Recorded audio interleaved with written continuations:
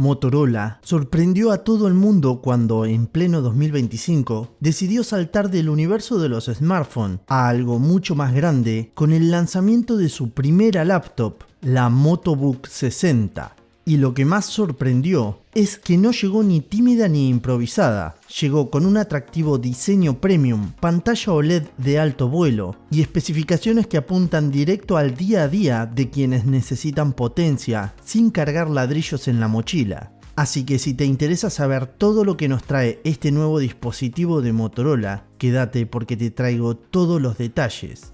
Empecemos por el exterior, porque todo entra por los ojos. La carcasa es de aluminio anodizado con acabado arenado, un toque que se siente suave, resistente y sobre todo elegante. Viene en dos colores certificados por Pantone, que son un tono más azulado y un tono más verdoso, que rompen con el aburrido negro o gris corporativo de siempre. Además, apenas pesa 1.39 gramos y presume un grosor de 16.9 milímetros. Eso significa que cabe casi en cualquier mochila y no te arranca el hombro si vas corriendo de una reunión a otra. Ah, y un detalle no menor, es que no es puro look. Se ganó el certificado militar MIL STD 810H. Por lo que se traduce a que aguanta vibraciones, cambios de temperatura y algún golpe accidental sin problemas, cosa que, seamos honestos, siempre termina pasando. Al abrir la tapa te recibe una pantalla OLED de 14 pulgadas que de verdad roba la escena. Resolución 2.8K, 2880 x 1800, formato 16:10, 100% de la gama DCI-P3 y un brillo de 500 nits que se luce incluso en exteriores. Pero lo que me voló la cabeza fue la tasa de 120 Hz. Desplazarse por páginas se siente súper fluido y mirar una película a esa resolución con negros profundos es un lujo. Punto a favor, cuenta con certificación TÜV Rheinland, que reducen luz azul y parpadeo, así que los ojos no se te achicharrarán después de horas editando. Por dentro corre un Intel Core i5-210H de la nueva familia Raptor Lake Refresh, acompañado de 16 GB de RAM DDR5 a 5600 MHz. Y si en un par de años necesitas más, puedes expandirla hasta 32 GB gracias a los dos slots accesibles. El almacenamiento es un SSD NVMe 4.0 de 500 GB, montado en formato 2242, con un segundo zócalo 2280 libre para crecer hasta 1 TB sin perder la unidad original. En el uso real, esto se traduce en arranques casi instantáneos y multitareas fluidas, aún con docenas de pestañas abiertas. Si buscas todavía más músculo, Motorola listó una versión con Core i7 240H por unos $820 al cambio. Personalmente, creo que el Core i5 ya ofrece un equilibrio muy bueno para la mayoría de los usuarios, pero se agradece la opción de tener aún más potencia si lo deseas. Ahora hablemos de los puertos, que esto puede ser algo de importancia para muchos. Tenemos dos USB tipo C 3.2 generación 1 que soportan datos, DisplayPort 1.4 y entrega de energía de 65 watts. Uno carga el equipo con el adaptador que viene en la caja y dos puertos USB común 3.2 generación 1. Uno de ellos Always On para cargar el celular incluso con la laptop apagada. HDMI 1.4b, aunque hubiera sido lindo un 2.0 para 4K 60 Hz, pero se queda en 4K 30 Hz. Lector micro SD, combo de audio 3.5 mm y sorpresa agradable, conectividad de Wi-Fi 7 y Bluetooth 5.4.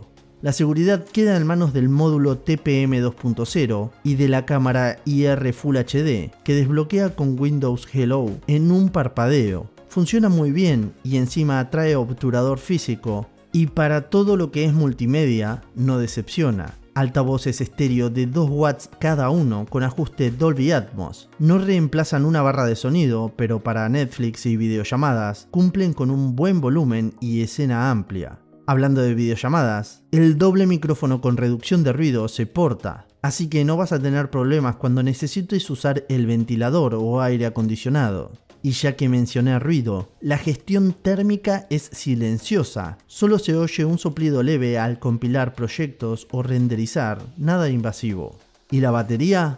Tenemos una de 60 Wh con carga rápida, Rapid Charge Boost, vía USB tipo C de 65 watts. Sobre el papel, Motorola promete alrededor de 10 horas mezclando Chrome, Office, Spotify y un par de aplicaciones de diseño, aunque en la práctica rondó las 8 horas largas con brillo al 70% y la tasa a 120 Hz. Números respetables considerando la pantalla OLED y el procesador H-Series. Lo importante es que en media hora de enchufada recupera algo más del 50%.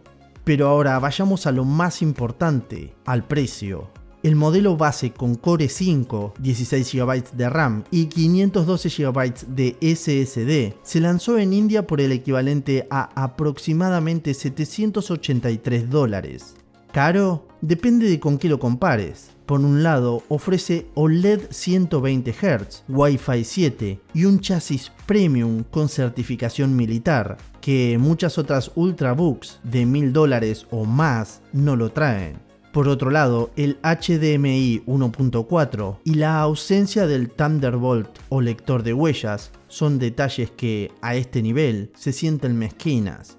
Si Motorola lleva este producto al mercado global manteniendo el precio por debajo de los $800, tendrá una propuesta muy competitiva. Si se dispara por encima, habrá que ver cómo reacciona el público frente a opciones ya consolidadas como la línea Asus ZenBook o las nuevas Lenovo Slim.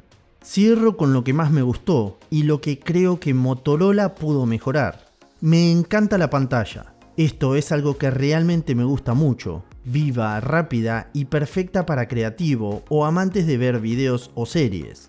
Aplaudo el paso al Wi-Fi 7, el diseño ultra ligero y la posibilidad real de ampliar RAM y SSD, algo que se extraña en muchas laptops soldadas. También celebro la cámara IR, el teclado es retroiluminado y el cargador de 65 watts incluido.